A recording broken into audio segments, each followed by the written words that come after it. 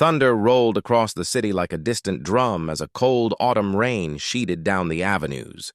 The streetlights glimmered off puddles, taxis hissed through water, and the towers of glass and steel rose like dark sentinels into the night sky. In front of one of those towers, a sleek black car purred to a stop under the awning. Inside sat Daniel Mercer, a 42-year-old self-made millionaire whose days were measured in back-to-back meetings, international flights, and exclusive events.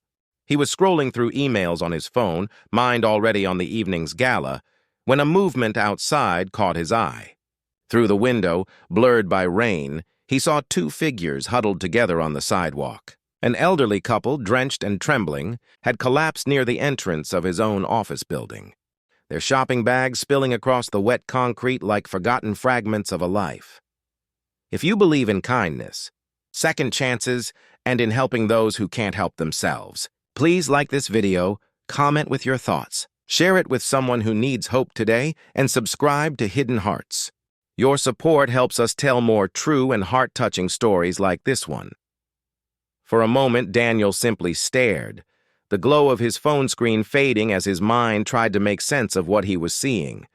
He had grown up in poverty himself, raised by a single mother who worked nights as a cleaner to keep food on the table. He remembered the nights he'd sat at a window watching rain slide down the glass, wondering if anyone even noticed them.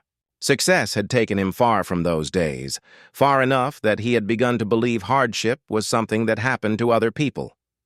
But now, looking at the frail forms on the pavement, the distance between his chauffeured world and theirs shrank to nothing. He threw open the door and stepped into the rain, his expensive shoes splashing in a puddle. The elderly man was thin, with silver hair plastered to his forehead, wearing an old wool coat that sagged with water. Beside him, a woman clutched his arm, her face pale under the streetlight. Their groceries were scattered, a loaf of bread soaking up rainwater, a carton of milk tipped over. Daniel knelt beside them, feeling the cold sting through his tailored suit. The man tried to speak, but his lips trembled too hard. The woman's eyes fluttered closed. A lifetime of business decisions and high-stakes negotiations had never prepared Daniel for the weight of another human being's fragility in his arms. He signaled his driver, who rushed over with an umbrella. Together, they lifted the couple into the car, rain streaming off the fabric. Daniel gave quick instructions to head not to the gala, but to the nearest hospital. As the car sped through the wet streets, he glanced at the couple wrapped in blankets from the trunk. The woman whispered her thanks in a voice so faint he barely heard it. He asked no questions, only held her hand, feeling the frail bones beneath the skin. At the hospital, doctors and nurses hurried the couple inside. Daniel followed, water dripping from his cuffs onto the sterile floor. He waited for hours in a plastic chair, his phone buzzing unanswered in his pocket. As he watched the rain streak down the windows of the waiting room, memories rose. His mother fainting once after working a double shift, the shame of accepting help from strangers. He realized with a pang that he had built his life around never being that vulnerable again.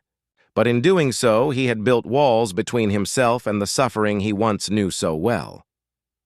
When a doctor finally emerged to say the couple would recover, relief washed over him. He went to see them now in dry hospital gowns. They were named Henry and Margaret, married 50 years. Their small pension had been cut. They'd been walking home from a food bank when Margaret grew dizzy and Henry tried to hold her up. They had no children nearby, no car, just each other. As Daniel listened, something in his chest tightened. He thought of all the galas, the champagne, the business-class flights. None of it had ever made him feel as present as he did now, sitting at this bedside holding a stranger's hand. Over the next weeks, Daniel visited them daily. He paid their hospital bills quietly, arranged for groceries to be delivered, and set up a fund for their living expenses. But more than that, he listened to their stories. How Henry had worked as a carpenter, how Margaret had taught piano lessons, the little joys and heartbreaks that had filled their decades together. Slowly, he began to see how much his own life had drifted from the values that had once guided him. One evening, Henry pressed a weathered hand over Daniel's and told him that his help had saved not just their bodies, but their hope. Daniel drove home that night through the city lights. feeling a kind of peace he hadn't known in years. The next morning, instead of heading straight to a board meeting, he visited a community center his company had once donated to, and for the first time actually spoke to the people there. He began redirecting parts of his fortune to programs for the elderly, setting up shelters, medical aid, and food deliveries. His staff were surprised at first, but soon the company's culture shifted. What began as a single act in the rain became a ripple of change, touching thousands. Henry and Margaret recovered and moved into a warm apartment arranged by Daniel's foundation. They sent him handwritten notes with little sketches of flowers Margaret had drawn. He kept them on his desk, reminders of the night he stepped out of his car and into a new chapter of his life. He still attended galas, but now they raised money for causes that mattered. He still made business deals, but now he weighed them against the impact on people like Henry and Margaret. If this story has touched your heart, if it reminded you of the quiet power of compassion and second chances, please like this video, share it with your friends and family, subscribe to Hidden Hearts, and leave a comment about how it made you feel. Your engagement helps us continue to tell stories that move and inspire people around the world.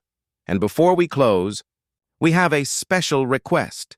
Comment below and tell us about a time when you helped a stranger, or when a stranger helped you. Your story might be the one that inspires someone else to step out of their car into the rain and choose kindness over indifference.